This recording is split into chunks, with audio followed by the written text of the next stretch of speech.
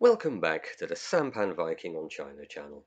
A week which I have spent away on holiday in a place with no internet connection. Of all the times to have a booked to go away to do this. Literally, I woke up on the first morning to hear on the radio that Russia had invaded Ukraine. Oh my word. Having to spend a week with no other news feed than the BBC and other printed media has been a mind-numbing experience, I have to say, and one which left me absolutely none the wiser. Why these TV channels give extended coverage of events whilst actually not discussing any event, um, it just leaves me speechless, to be honest. But I can't be speechless. It's a video on the subject, and so I'm going to be talking about, I suppose, the information war about as much as anything else. It's difficult. I would love to try to discuss the military situation on the ground, but there is so little information being given out on it that is almost impossible. What I think is true to say is that the reality of the military operations inside of Ukraine by the Russian armed forces are totally different, a world apart from the fantasy picture which is being produced by the Western mainstream media, which has become little more than a propaganda output for the Ukrainian government. And a government that we saw in 2014-15 was never particularly subtle with the sort of propaganda that it put out. If you listen to some of the accounts coming out and some of the rubbish I've seen put out on Twitter, I've been looking at it today trying to catch up, you'd be forgiven for thinking that the Ukrainians were winning and will win all the way back to Lvov. It's it's the most bizarre, counterintuitive nonsense I think I've ever heard in my life. And I've heard quite a bit, I can assure you. But this is reaching new heights, new depths, well, you decide. Um, so what can we say? Clearly, the information war is all out. Every barrel, every facet, every aspect of this is being overblown and hyperboled to to dimensions not previously experienced. I think all I can say is that. I think it's fairly obvious that there is that the Russian forces are making progress in their objectives, and maybe it's just worth reminding ourselves what these objectives are, because we were given these at the commencement of the operation, and they don't normally mess around with things like this. It's usually pretty open what they're actually looking to do, and it was to demilitarize the Ukraine, to denazify the Ukraine, and they also said not to occupy any Ukrainian territory. Well, I think that has to be read a little bit specially, because I think that if we take the view that the Donbass regions, the eastern regions, are not regarded as Ukrainian but Russian, then I think we have a good sense of what that is ultimately going to mean. But certainly, the Russians were going in to deal with increasingly well-armed, well-equipped nationalist, ultra-nationalist forces within the Ukrainian army, the Azov brigade, the right sector, etc., that have now been incorporated into the Ukrainian army. And these people, of course, have been placed in the most sensitive areas of the contested Donbass. So no doubt they are inside Kharkov. We know that they've been lined up, forming a large part of the forces lined up against the militias of the Donetsk and Luhansk People's Republics. And so these are the forces they primarily wanted to come in and take care of. We also can see that this hasn't been a blitzkrieg. Even the West has said, well, Russia doesn't seem to have used its air power or artillery. They've come out with loads of BS as to why that may be. But the fact remains, this isn't a blitzkrieg. This isn't a war of territorial acquisition. Not primarily. Obviously, they'll take territory if they can, but this is about finding, engaging, and destroying forces which they regard as, as virulently anti-Russian, which exists only to uh, to press the West's anti-Russian campaign forward on their behalf. And so obviously these are the forces that they want to take care of. And if these forces are dug in well-prepared defences, as I'm sure they are, in areas immediately adjacent to the border, then obviously they are not going to go sweeping in miles and miles and miles deep. They are going to concentrate on getting to grips with these forces, getting to understand where they are, breaking their through their formations, encircling them, and then entrapping them, and then annihilating them. And this seems to be exactly what we are seeing. I would also remind people that when the United States and its allies went into Iraq in 1990, a much smaller country with a much smaller population, it was preceded by weeks and weeks and weeks of constant airstrikes, and then followed by a ground attack. And even when back 14 years later, when the United States went back to finish the job, it was still preceded by several days of airstrikes on what was left of the country's military infrastructure. It had been subject to sanctions and all the rest. It was a country pretty much falling apart, and then it took them 3 weeks to get from the Kuwaiti border into Baghdad. Well, this is day 6 of the Russian invasion, a special military operation, whatever you want to call it, and they're already occupying very considerable space. A lot of objectives are being met. The water security on the Crimea has been achieved. It looks as though the links between the Donbass sector and the Crimea um, Kherson sector are linking up, Mariupol being the last pin in that link, and that seems about to fall if it hasn't already. Looks as though Kharkov is going to go down, but again, it's about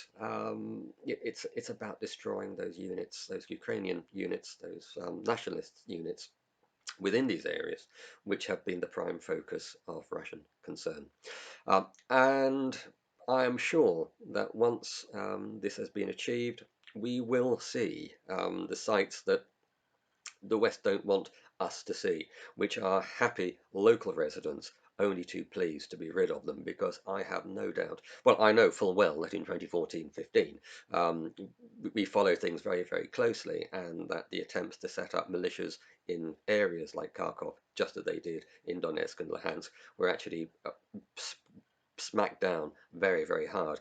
And the story being put out, and I have no reason to doubt it, is that this has continued. These have been heavily oppressed areas, with these ultra-nationalists running the place for years, and making sure that any first stirrings of Russian ethnic and national identity in these areas have been well and truly squashed out. So maybe the fact that we're not seeing an uprising of pro-Russian sentiment in these areas now is because it's been crushed so far underground, and they're going to be very, very cautious about coming up to the surface again. But sooner or later, I'm sure they will, and we will get to see it, but not, of course, on the Western media, who will continue to pretend that they are all devastated, that the Azure Battalion have left their districts.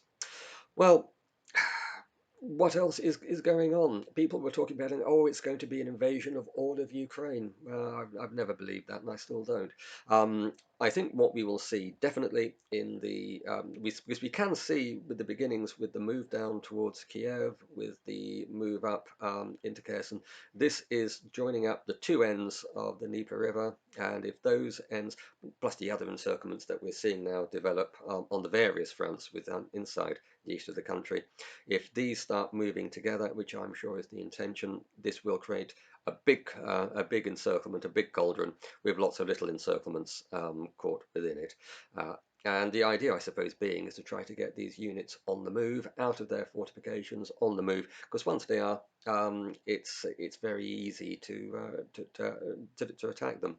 Maybe this is the reason why the Russians have been holding off with the air force and the artillery for so long. It's to give these guys a false sense of security that if they get out into the open, they might be able to make it without being attacked.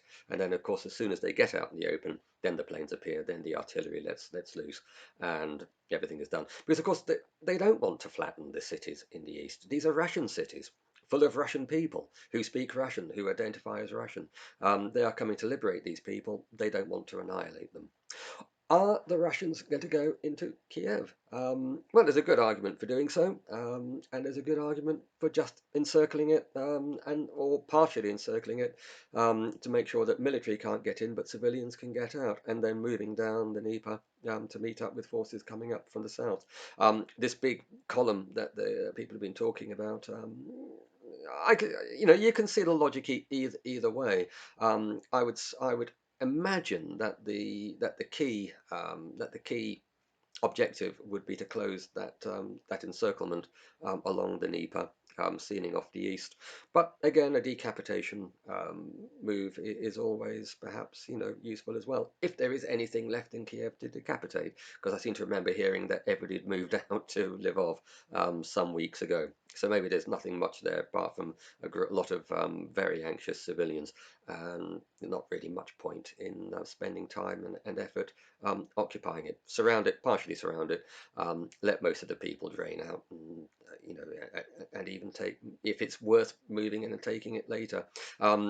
Easy for me to say. I don't know the facts. What's there? What the effects of the objectives would be. I can see arguments for. I can see arguments against. Only the people actually running the show will actually have the full facts and know what actually makes the most sense. In terms of what happens afterwards, well, yes, I can see Russian forces then streaming into the centre and towards the west of the country. But this would be a very, very different campaign again. So the east of the country, once it's taken, I can see that being, then the people coming out and establishing themselves as republics, people's republics along the lines of Donetsk and Luhansk. And the ultimate game, ultimately, I suppose, is to incorporate all of these either into a separate buffer state or directly into the Russian Federation. Again, either one is possible. There are arguments for and against. It'll come down to practicalities, I'm sure. But for the rest of the country, can I see Russian troops going into the interior of Ukraine? Yes, I can. But this won't be done on the same basis. This would be like a massive repeat of the Georgia campaign, where they simply go in, the demilitarization, the denazification, to go after military forces, military structures, military infrastructure, basically smash the place up in a military capacity, and then withdraw back to the new Dnieper, new Dnieper river border, and just leave the mess behind. Um, in the hope maybe that once the dust is settled and all the hysteria and hyperbole fades away, reality comes in, the smashed economy, the smashed infrastructure, all the rest of it, and the place just falls apart. It's well on true to do it, defaults, all the rest.